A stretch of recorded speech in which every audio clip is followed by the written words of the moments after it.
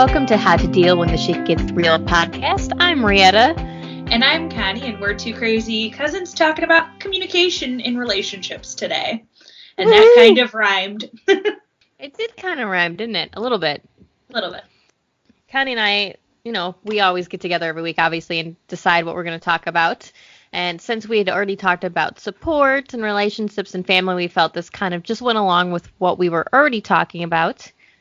So it's a good start for this week. And we figured we'll make this a little bit of like a mini series. A key to relationships. This episode is communication. Because I feel like there's a lot of aspects that go into relationships. And this is just one.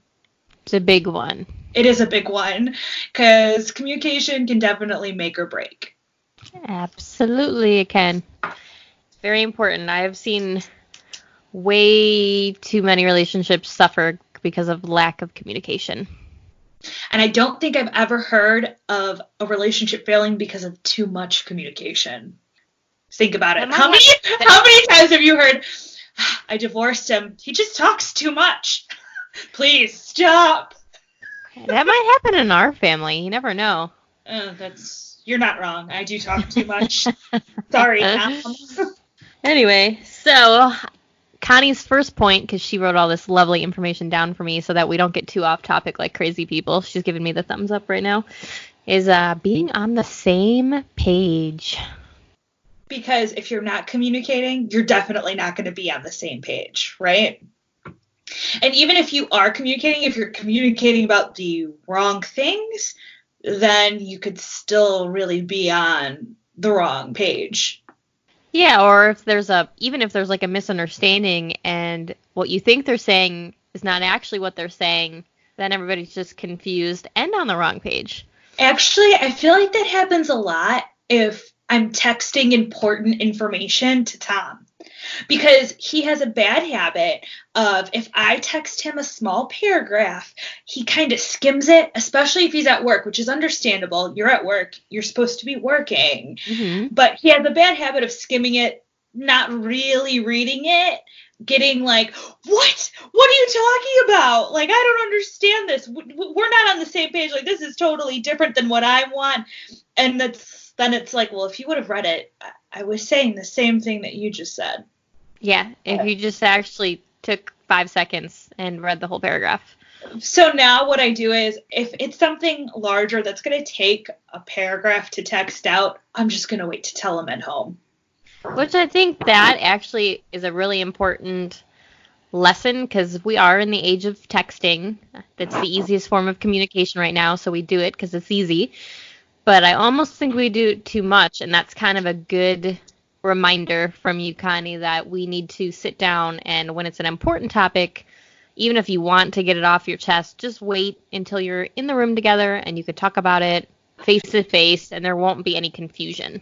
Yeah, and it can be complicated. There's sometimes more than one side to a story, or there's a lot of times there have been things that I think this is a good idea, and Tom will bring up, well, what about X, Y, and Z? And it makes you reconsider, but you don't necessarily get that when you're texting. A lot of times if I text him a large paragraph, it's, no, what are you talking about? Wrong, like that's not at all where we're at. And then in person, it's totally different when it's explained. It's a better form of communication, because let's face it, you are not texting a point A, point B, point C. And This is our overall goal to somebody. You're texting them a paragraph. Exactly. You're texting them a synopsis and not necessarily the whole reasoning. Well, and then like you said, when you sit down and actually have a conversation, your spouse usually is going to give you a different point of view. Like, you see it how you see it, and then he or she might say, well, if we did this, you're just getting a different perspective. Yep.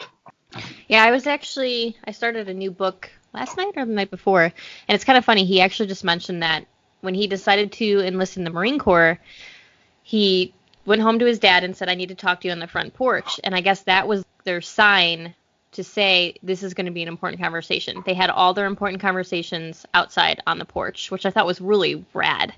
That is. I like that. It's very old school. Yeah. So it already got the person in the right frame of mind. Okay, we're going to have a serious conversation. I need to leave my phone in the house. We're going to go sit out here, just him and I, and we're going to have this conversation. I wish I had a cool front porch to do that on. I tell Tom, by the way, from now on, all serious conversations are happening outside on the porch because we're cool. Yeah, and you've got winter to worry about too. So it's -30. Let's go sit on the porch and hash this out. Hell yeah. No, then I think you would move it to a heated garage. No, I'm just kidding. I don't know. Yeah, but then his guns and all that would be out there, and he'd get distracted. And he'd be going, hey, focus. They're not in the garage. Yeah, I'm just being funny. But yes, that definitely would happen, even in the garage, just because all of his toys are out there. I kicked all of his toys out of the living room. They need to go in the garage. That's what you have a garage for. The garage is where all the men toys belong. Exactly. But yeah, I think our normal serious conversation happens pretty much at dinner because that's a good time. Or, well, technically it's lunch for us because he's working a night shift, so it's technically my lunch. But it can happen really at any time because things just kind of pop in his head or mine. Yeah, no, I think that's another good time because you're already sitting down together. You don't really have anything to distract you. I mean, yeah, you're eating, but that's not really a distraction. You're paying attention to each other. Yeah, I don't like the whole phones out at dinner. It's definitely not a thing, except for when Tom or I are taking, oh my God, look at this delicious steak we're eating photo for Instagram. But that takes a minute. And then we're back to eating and putting the cell phones away. No, that's our rule too. Our rule at dinner time is no phones at the table, which is kind of funny because I did have my phone at the table the other day because Kyle wasn't there and he was texting me, and Jackson literally was like, Mom, there's no phones at the table. Well, yes, you're right, but it's Daddy and he's not here, so this is him right now. Just pretend. Like, I'm just trying to talk to your father so that I can tell you what he's saying so we can have like a real dinner conversation. Yes, but I did put my phone away. I was like, yeah, you are right, buddy. It is Daddy, but you're right. I'll wait. I'll tell Daddy to give us, 10 minutes or whatever. That's nice. Yeah, it seems like old school when we were growing up, because that's what the rule was too when we were both growing up, is no phones, no phone calls, because at that point you had the phone on the wall. I kind of miss having a landline. I can never remember people calling, and it was usually, telemarketers, and if they call at dinner, my mom would get so pissed, she'd pick up the phone and not even say hello and be like, don't call during dinner, and just hang it up. Oh, yes. My stepdad would do the same thing. He'd be like, it's always during dinner. Somebody has to call during dinner. There's people out there right now that are listening to this podcast going, what's a landline? Exactly. And if you don't know it, use that phone of yours. Yeah, use Google research. I still can't believe, though, that my mom still has a landline. Does she? Well, Grandma does, too. Yes. But Grandma is 90. She's allowed. I told Mom to cut the cord. Everybody has a cell phone. Only the telemarketers are calling you on the phone. Yeah. So it took me a long time to get my parents to get cell phones into text. I feel like they were the very last people of their generation to learn to text, and now that's all they do. It's kind of crazy. Mom, get off your phone. I'm trying to talk to you. Well, and you know how they text. It's the hunt and peck texting. Oh. Yes. Yeah. So it takes them a while. I was using my phone the other day in front of one of my mom's friends, and she's like, how do you do that?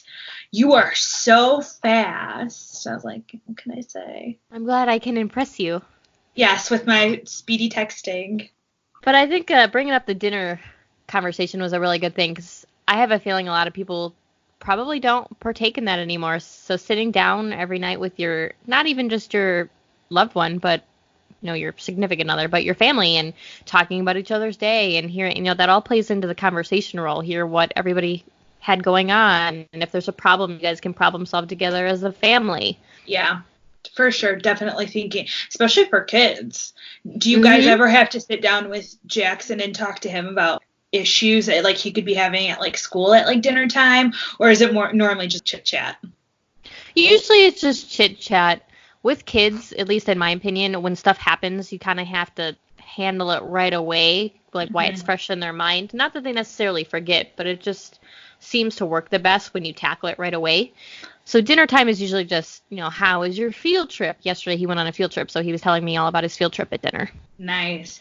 Well, I was just wondering if he was like, I had this issue at dinner, but I don't know if he's necessarily really old enough for that either. Yeah. Like, I don't know if he's really like, let's have a theological conversation at dinner age yet. No, not really. I think maybe once he's brought it up, somebody was giving him a hard time at school, teasing him or something, which is crazy to me that in second grade he's already worrying about bullies. But usually we try to keep dinner conversation happy because, it's your time together. Yeah, for sure. And how often are you sitting down with family? That's what everybody says, right? Right. And I think on the subject of talking at dinner with your family, you also, when you're communicating, you need to be honest and you need to tell what you actually think or feel. Like if you think something is stupid, I guess I'm just a very blunt person. Say what you think and feel and what you want. If that's not what you want, then say no. You're allowed to. You're allowed to disagree with your significant other. You don't have to say yes to everything. Absolutely. I think a lot of people are caught up in the fact that they think that they have to agree with people, or if they say no, that it's rude almost. People feel like if they say no, it's rude, and it's not. You're being true to yourself. You have to stay true to yourself. Just because you're in a relationship doesn't mean that you have to always agree. You still have to be true to yourself. And Kyle even reminds me sometimes. We'll be talking about something, and I'll be like, okay, and I'll be hemming and hawing about it. And he's like, babe, just tell me what you want. I want to know I asked you for a reason. Yeah.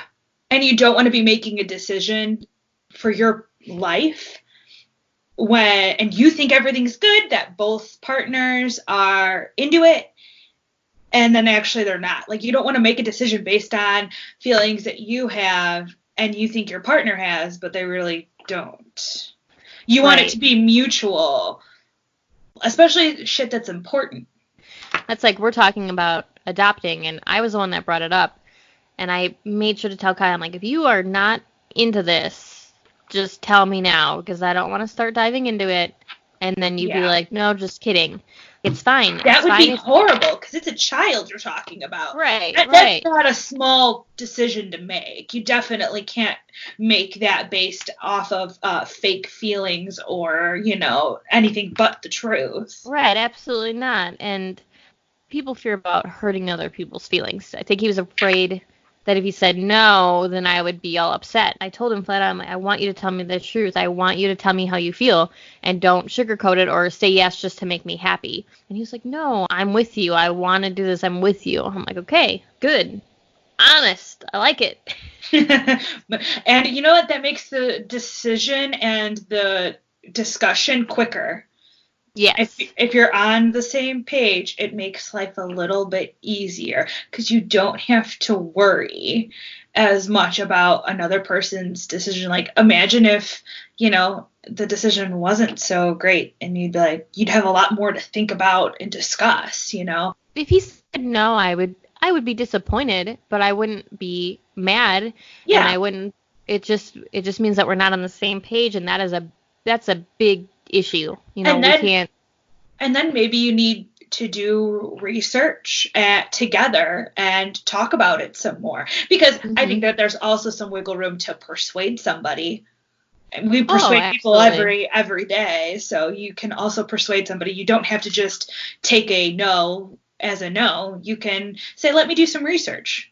We're starting to get an idea of what we want out of a house, because we're probably going to buy a house at our next duty station. So you got to feel it out. I want this. I don't want this. You got to find that medium ground, which you've bought a house. Yeah, no, and actually talking about getting our next house, I told him that's something that I really want, that I'm not willing to really be flexible on, is I want a master suite. I want the bathroom attached to our master bedroom. But what he wants is a large garage, stuff like that. So now we just have to find something with those two things in it. And he wishes that he could get also like a house on a couple of acres, but I don't think that that's in the budget as of right now. Well, that's why you have you each have one thing that you won't wiggle on. You have to have a garage, you have to have a master suite, which is perfect. You each have one thing that you don't really have wiggle room on. And then you have other things that you do, like the couple acres, or you want to have 3 bathrooms, but, if it came down to it, 2 would be okay. You have ones that are absolutely set in stone, and you have ones that you're like, okay, I'd be willing to toss that if we found a great house. Yeah, well, his bigger garage is a little bit flexible because if he could put in an extension to the driveway, I think he'd be okay with just a standard 2-car, but he would definitely prefer a 3-car, or at least like a 2.5 one that has some extra space to it. Yeah. Or you could even build him a shed or something where he has even extra backup room.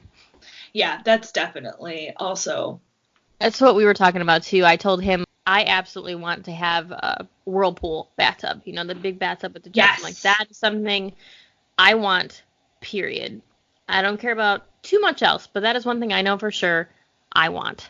That's exactly what I would like. And even Tom is totally into it now as well. Yeah, Kyle actually is too. It's surprising, but recently he's really getting into baths, so I'm like, I want a decent bathtub at the next house. And honestly, when you start getting, because I pretty much told him I don't want a house smaller than 1,900 square feet, because we're at 15 right now. We're at 13. I'm like, I don't want anything really smaller than 19. And once you start getting into the 2,000, that's pretty much standard.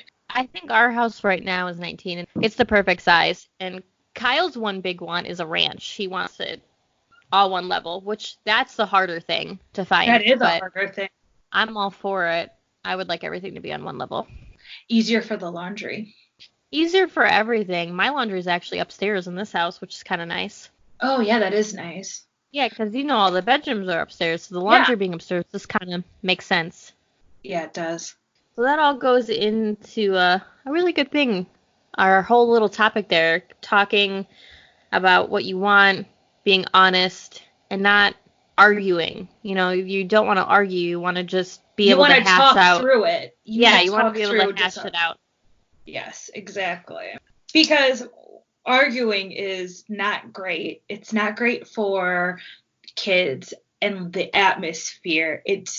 Honestly, me and Tom do argue, and as a couple, you're going to argue, but normally we're arguing about the stupidest shit, and it's more play fighting. It's not really.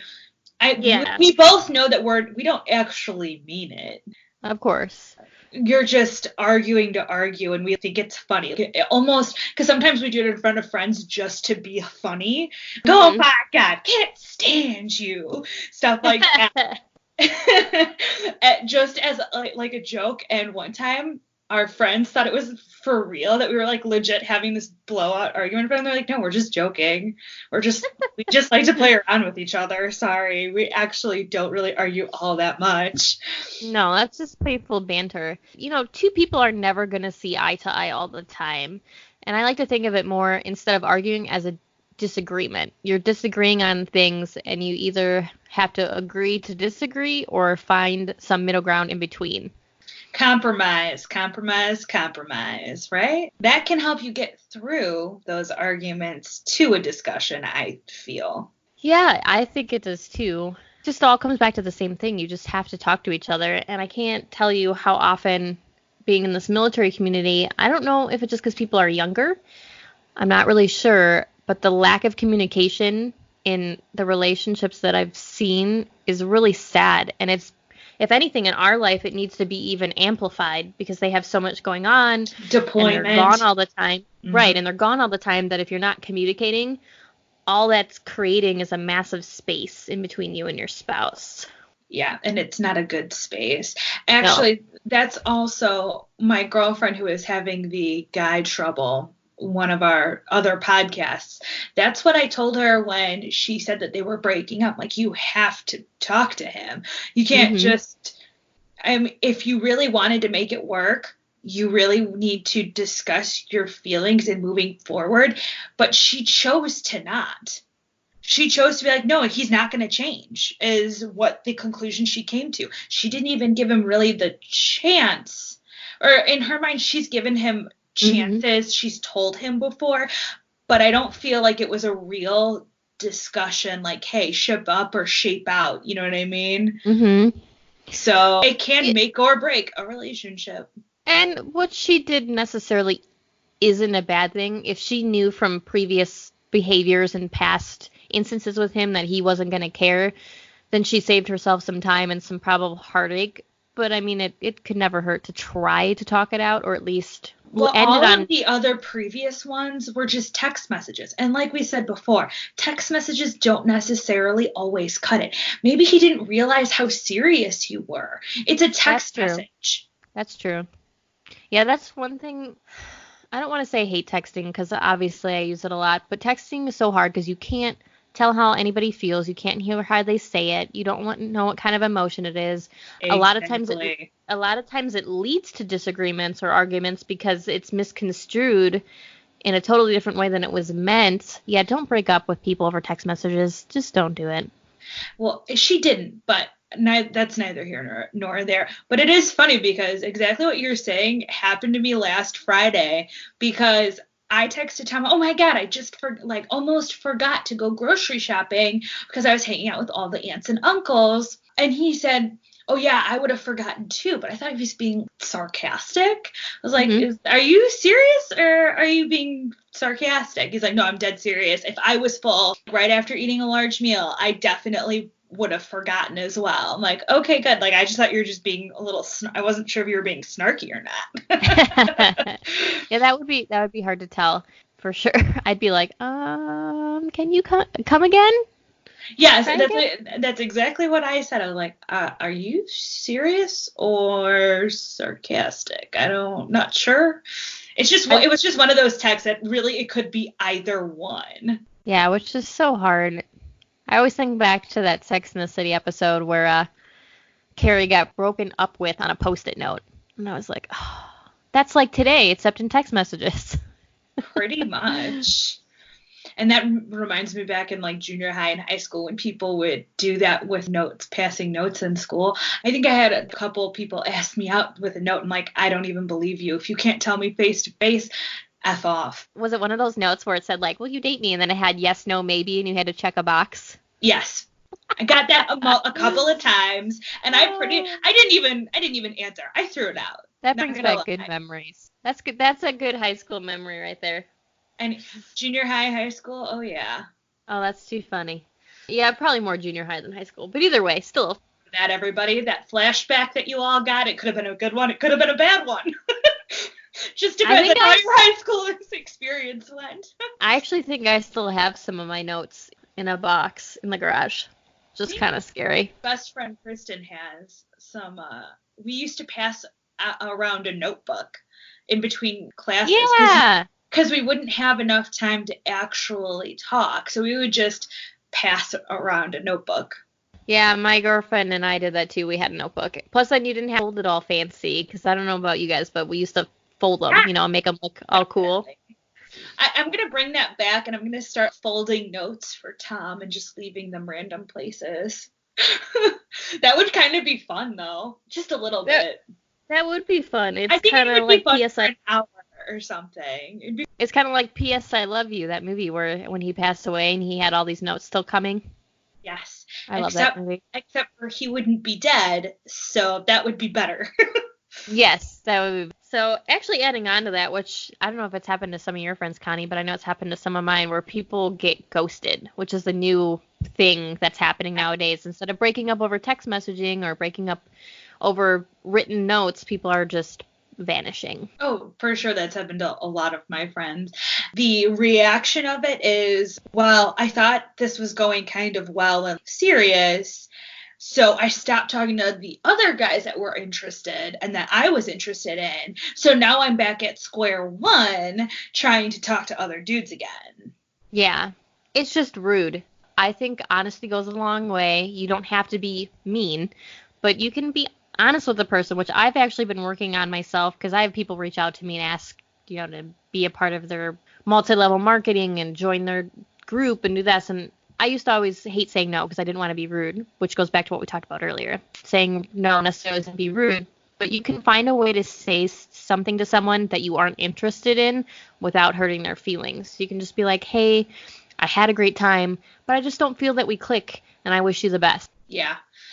That is true for like multiple things, because I also remember when I was in junior high, I would say yes to everything that like my mom wanted me to wear or whatever, even if I didn't necessarily like it. And you just eventually had to get the backbone to say, no, sorry, can't. Yeah, and you can say it nicely. You can even say that you don't like it nicely. Like, no, hey, Mom, thanks for buying me this album, but, it's not really my jam. I'm sorry. Yeah, just because you don't like something or you're being honest doesn't mean you have to be rude, obviously. And also the other weird thing about ghosting is I feel like there's another level of ghosting where they just kind of give you a bogus answer or a bogus reason.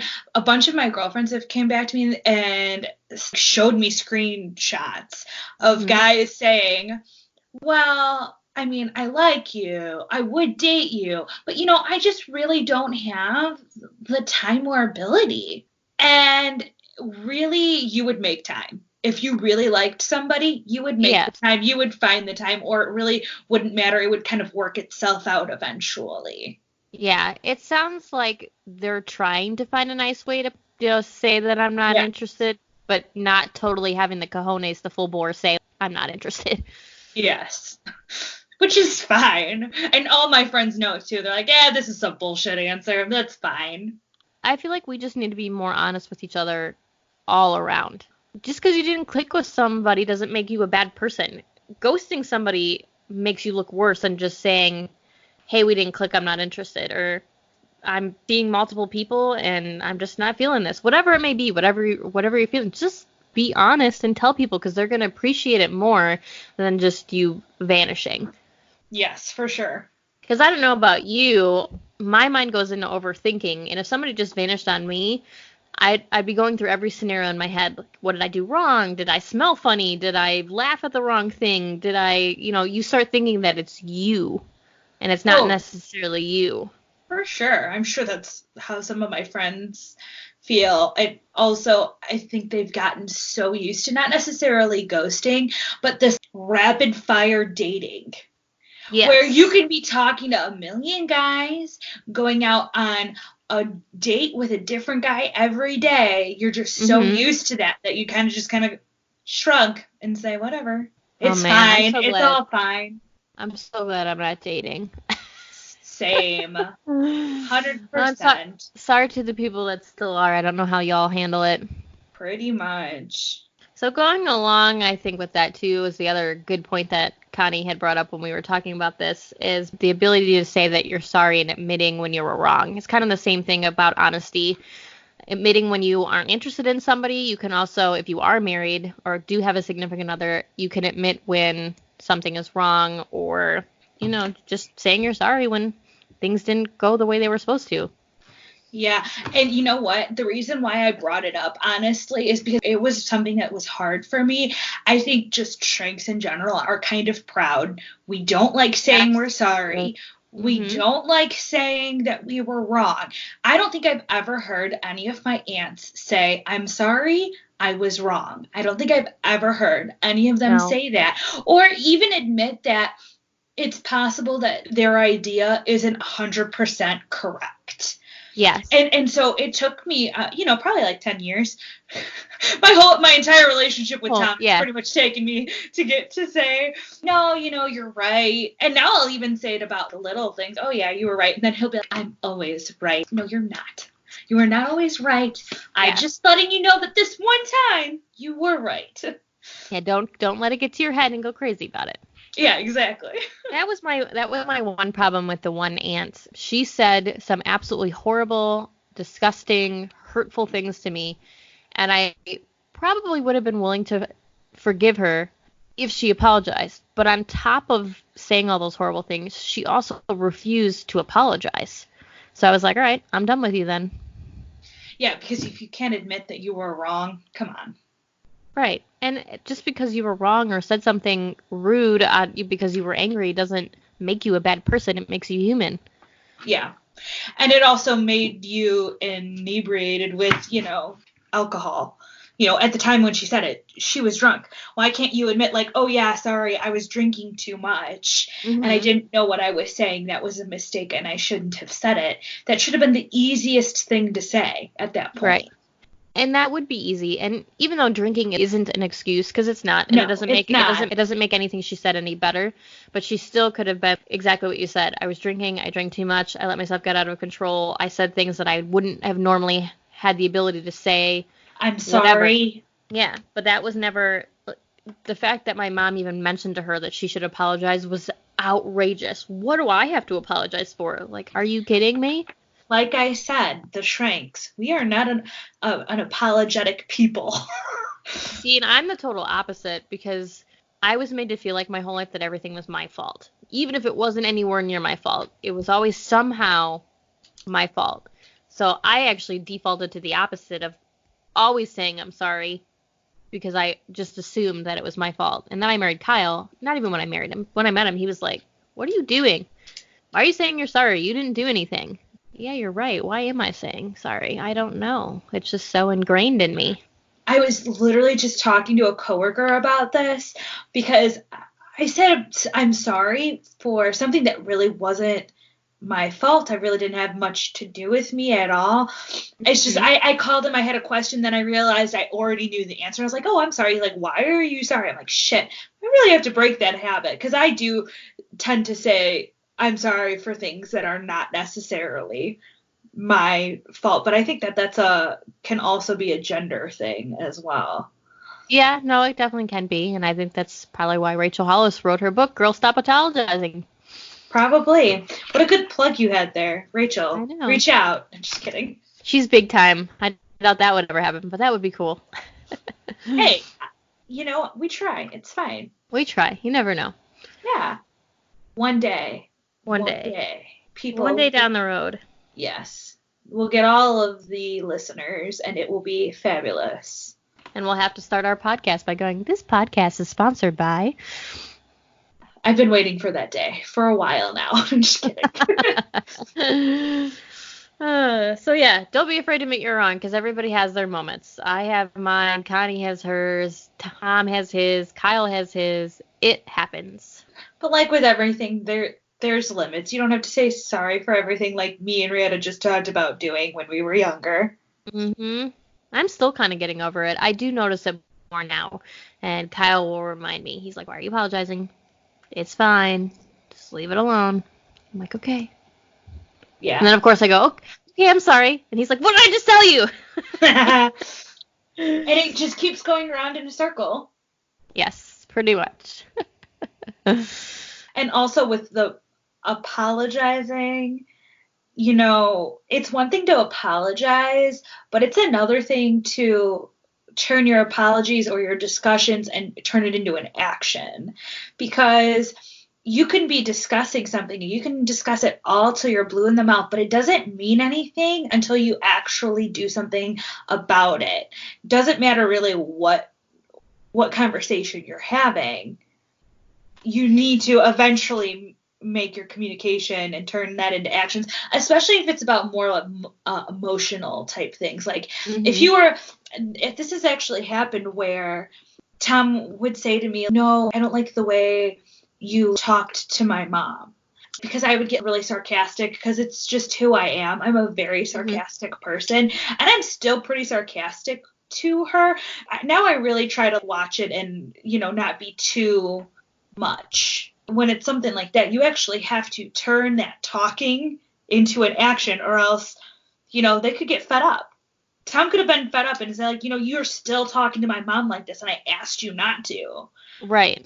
It could blow up, Mm-hmm. Well, that goes back to that old saying, actions speak louder than words. Yes. Although the communication is still important, turning the communication into an action is also important. Yeah, I mean, and it doesn't have to be anything grandiose or crazy. It could be something super simple. Something I do with Kyle to remind him every day that I'm thinking about him and that I love him is I'll write him little messages on the mirror in our bathroom. Oh, And that's some sweet. and sometimes they're really cutesy, and sometimes they're funny, and sometimes they're sarcastic, but it's just my little way to remind him that I'm thinking about him and I love him, and yeah, and it only takes me 2 minutes, probably not even, to scribble something down on the mirror. Aw, I don't do that, but that's a good idea. Maybe when we have a bigger house or something. I don't know. He's just always around now. I'm working from home, so he's here when I'm Mm-hmm. working, and then he's gone from like 2 to 10. So there's not really much time without him.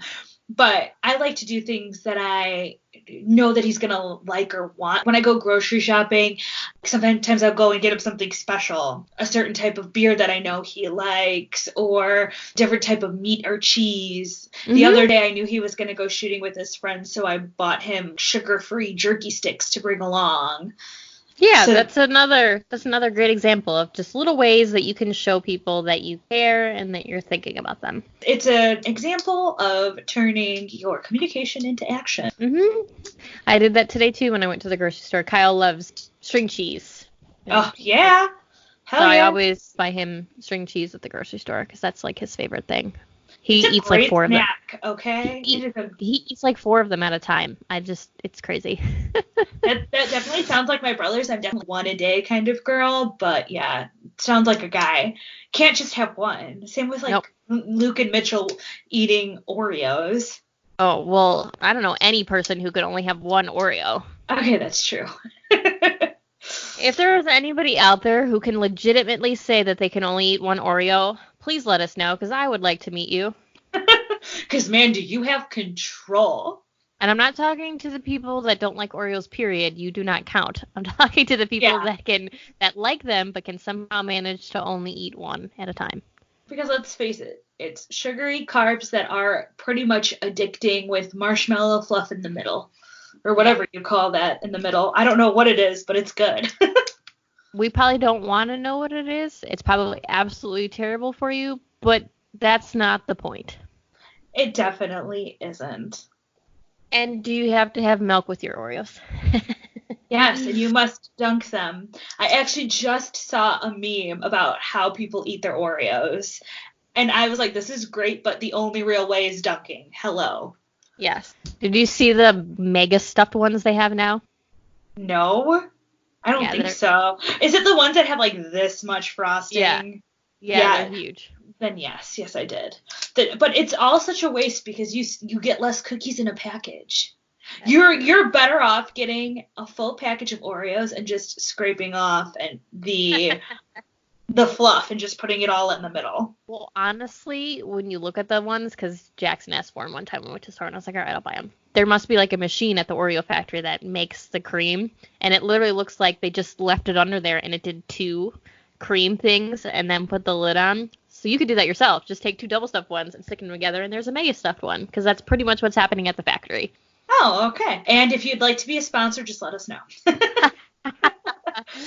Back to that. Man, we've covered a lot of people Oh yeah. in We're our good. short time. We're We're good good. at this. Well, we're trying anyway. We're trying anyway, yeah. Uh, Let us know. We enjoy feedback, and by the way, my husband did have a list. oh From the first gosh. episode, he totally had a list written down waiting for me. I'm still waiting for other lists on the second episode and third episode. They're probably just getting longer and longer.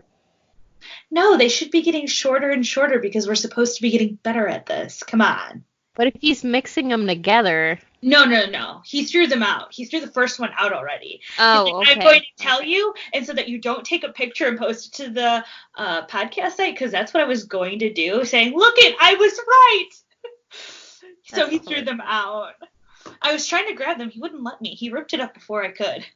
See, there's an example of Tom not letting Connie communicate that she was right. Yes, because I already assume. I also want to throw a random thought out there because I think this is genius. And I don't know how long it's been a thing on Apple, but it has saved my life. So Apple now has the ability that you can share your calendar with people in your family. Somebody like me, where my husband is constantly coming and going and deploying and has duty and all this crap, it has been awesome because now I don't have to ask him 100 times, wait, when are you leaving again? Wait, when do you get back again? Just look at the calendar because he puts it on there for me and I can't forget. So another good way to keep your communication with your spouse, if they're super busy like mine, have a family calendar. Oh, no. You know what Tom calls me? Oh, gosh. His secretary. Oh, because he Tom, refuses. Tom, no. No, Tom. He refuses to put things in his calendar. So I put them in my calendar, and he asks me, what are we doing this day? And then I will tell him. And that is also why I told all of his family members, I'm like, if you have something you want to do on a specific day, ask me. Do not ask Tom. He doesn't know. He doesn't have a calendar. He won't have a calendar. He hates calendars at this point and expects me to do it anyway. So, Tom, if you're listening, you have a phone that you carry around with you all day, every day. You could put it in your calendar. Don't be a baby. No, he's never. No, at this point, he just tells me, this is what I'm doing it, put it in the calendar. Like, okay. I guess at least he does that. But that's just an easy way that are simple ways for you to keep your communication open with your spouse. So having a calendar, whether it be in your phone as one that you share, or a dry erase board that you have hanging up on the wall, or notes that you leave each other at the beginning of the day. Well, see, the thing is that all of our events are pretty much together, and he's not going on deployment. Like, I think that's the main difference. Like, yes, he's busy, he has work and stuff, but most of the time when we're supposed to go somewhere, it's both of us. It's very rarely do we have our own separate plans. I mean, it happens occasionally on weekends and whatnot, but not to when it doesn't normally really matter. We're not busy people, is all I have to say. We're introverts. I'm just kidding. Even if it's just a note saying, hey, I have a dentist appointment today, so I'll be home for dinner later by an hour. Just FYI, see you then.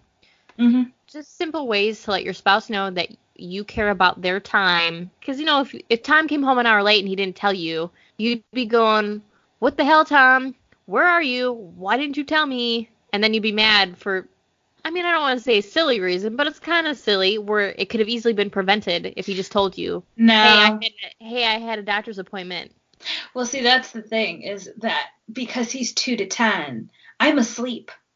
I wouldn't even know if he was an hour late.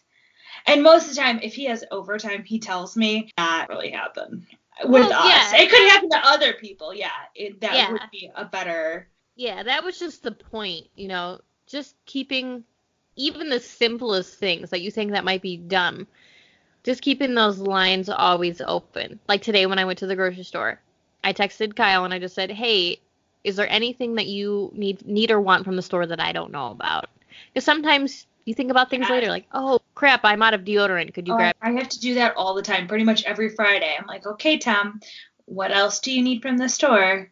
Because he always has, can you grab me a bottle of wine? He always has something to like, hey, get some steak. He's literally, there's always something. Yeah, exactly. And that's why it's kind of nice to just check in. This last week was garbage bags. See? And that's a good thing. That's something that you need. Mm-hmm. You definitely don't want to be without garbage bags because that could become very messy very quickly. I was going to say that could be really gross. On another point of communication, you mentioned earlier about, you don't want to get mad stupid reason. I really do think that, if you're getting mad over some silly stuff, you should probably reevaluate the way that you're communicating, because definitely a little thing like, oh, I was an hour late because I went to the dentist definitely shouldn't get you mad. Maybe you need a chill pill, or at least tell him, hey, you need to tell me. I want to know where you're at. Yeah, it's just common courtesy. It's not being obsessive or over controlling. It's just common courtesy. Hey, just a reminder, I got the doctor today, so I'm not going to be home when I normally am. Yeah, and if somebody's getting mad, if anybody in a relationship is getting mad over that kind of stuff, definitely reevaluate how you're communicating. That also comes down to trust. If you're mad about it because you didn't know where they were, see, I would be upset about it. I would be worrying that something happened to him, that he got into an accident or Yeah. something like that. But if you're getting mad because of lack of trust because you think they're out cheating or they're out doing whatever, then yeah, that's a whole Another kit and issue. caboodle. Yeah. Well, and I remember when we had Valentine's Day, Tom offered to go and help people out with their home fixing a door or whatever. And like it took a lot longer than I thought. I was like, what the hell? Where are you? Come on, this is supposed to be the day that we are hanging out together, not you going out and helping other people. Mm-hmm. But I just kind of got over it just because you're just trying to be nice and helpful and you want to help people. I get it. So you kind of just go, okay, well, whatever. But I did tell him, I'm like, hey, you know, I wasn't expecting you to pretty much be gone all day. Right. I thought it was time for us together. And I let him know. Yeah, that's a great example. Actually, that kind of happened with Kyle and I, too. Right before I think he left for 29 Palms, a guy asked him to help him move a piano. And he kept apologizing to me. He's like, I'm sorry, I shouldn't be spending our last day together moving this piano. And I'm like, babe, you're just trying to help somebody out. You're gone for 2 hours. He went pretty early in the morning anyway, so I wasn't really up. I'm like, it's not a big deal. Like, if you want to help somebody out, go for it. And I felt the same way. I just didn't realize, because he left at 9 o'clock in the morning. I didn't expect him to be gone at like 3 o'clock in the afternoon. I wasn't expecting that length of time. And the reason why it was that long is because they were doing multiple things, and there was a couple of things that he needed to explain to them because they had crown molding that was messed up, and he had to explain that that's a process. I can't do that today. We'll have to do that another day. And so, like, it just kind of ended up longer because there was more to it. And nobody really explained what the problem was to him. Well, he actually ended up having to go back the next day. Yeah, that's a lot. Because he didn't bring the correct tools, because he needed, like, a clamp and some other things. Because the problem wasn't really explained to him well. Oh, well, yeah, and you know, that's hard. An hour or two, I really wouldn't have cared. If he was gone from like 10 to noon, I'd be like, that's fine, who cares? But I was like, I really didn't expect you to be gone the whole day. And I let him know that, too. I was like, this was supposed to be our time together. This was supposed to be Valentine's Day, and it was a special dinner. Right. Or when it started to take a while, he should have texted you and been like, hey, babe, they didn't really understand me. We're having an issue, XYZ. I'm going to try to be home by this time. Yeah, no, he did eventually message me, like, saying, like, oh, sorry, it was taking so long. They didn't really understand all of the issues. So that was all well and good. I was just a little peeved. I got over it. I was like, fine, whatever. There's nothing you could do about it, you know? Yeah. Well, and there's nothing wrong with getting a little annoyed when you don't know what's going on. That's the main thing that I think people need to remember with communication. People aren't doing it to be annoying. They're just trying to stay in the loop. Yeah, and Tom wasn't not communicating with me because it was fun. It was just, I'm in the middle of a project. Right. And you can't necessarily, you can't necessarily just put down the paint roller, tell me what's going on. Mm-hmm. Yeah, Kyle's done that before, too, where he's like, I'm going into a meeting, and I'm like, okay, I'll talk to you in a few. And then, like, 4 hours later, he's like, I just got done with my meeting. And I'm like, what could you have possibly talked about for 4 hours? Wow. He's like, people just like to hear themselves talk. I'm like, that sounds like our family. Yeah, pretty much. Oh, I had a lot of meetings at Ipsos exactly like that. There was this one guy. He just loved to hear himself talk. There's always got to be one. And there's always one in every meeting, no matter what you do. And half the time I'm surprised it's not me. Yeah, I know. Me too. All right, so that was our main points, I think. I think we covered all our main points, didn't we, Connie? For sure. And obviously, this is one large key to relationships in general, but watch out for more, because they're coming once we think of them. Just kidding. We wanted to spend more time on each individual one instead of just barely brushing the surface. And I still feel like we still only kind of brushed the surface, even though we spent 50 minutes talking about it. Yeah. For sure, because there's a lot of aspects to communications, and also communication is not just with a significant other. It can be literally with anybody, because like we said before, even sitting down at dinner and talking to your family is really important communication and time together. So there's a good key point. Sit down and have dinner with your family and talk about your day. Just like Leave It to Beaver. Oh yeah, we're bringing it back to the 50s on this. Yeah, just like Leave It to Beaver, my dad's favorite show. Aw. Get on the same page. Be Leave It to Beaver. Be honest. The end. So yeah, and guys, please feel free to, at any point in time, leave comments either on our podcast Instagram, my Instagram, Connie's Instagram, wherever you would like to get in touch with us. Email us. Please feel free to leave comments, suggestions, topics that you want to hear us talk about, any and all of the above. And I believe we actually did get a message through our podcast Instagram about military topics. We did, which is super exciting. I didn't want to dive into it too much because I want Connie to contribute as well. And she can give some aspects to it because her brother was in the military as well. So and her grandpa, but I really didn't. I mean, that didn't really affect me. Yeah, grandpa didn't really affect us as much, but your brother definitely did. So we'll definitely touch on that more. And I'm going to have a guest come on who is a big-time military person, which will be a fun thing to talk about. But we're not going to do guests for a little while. Yeah, we got to smooth out everything, make sure that the podcast is going good. I want to have him on and then be like, what is this disaster? Yeah, that too. Got to prepare ourselves for an interview. Got to have the right questions, right vibe. Yeah, I'm actually going to be on somebody else's podcast next week while I'm doing the recording next week, and then it'll be aired in the summer. So that'll give me some insight onto how to interview our guests in the future. Super excited. Yeah, so I'm thinking we'll probably have guests starting season 2. I think we'll do this first season just our fabulous selves. 100%. We're so fabulous. So fabulous. We should call ourselves the Shrank Sisters, even though technically both of our last names are different and we're not sisters. Yeah. But it rhymes, so it's great. Like, whatever. It's fine.